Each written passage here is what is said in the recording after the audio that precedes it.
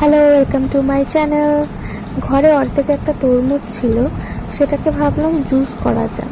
তাই তরমুজটাকে ভালো করে খোসা ছাড়িয়ে কেটে নিয়েছি।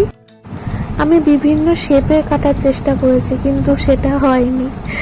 যাই হোক, এই তরমুজগুলোকে ছোট ছোট করে ভেঙে মিক্সিতে দিয়ে জুস বার করে সেটাকে ছেঁকে ঢেলে নিয়েছি।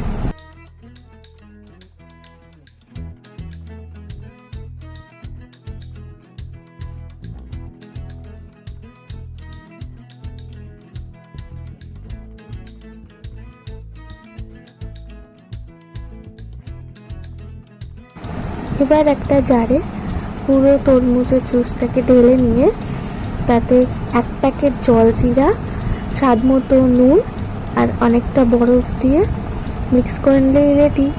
ভীষণ রিফ্রেশিং খেতে, চাইলেই ট্রাই করতে পারো।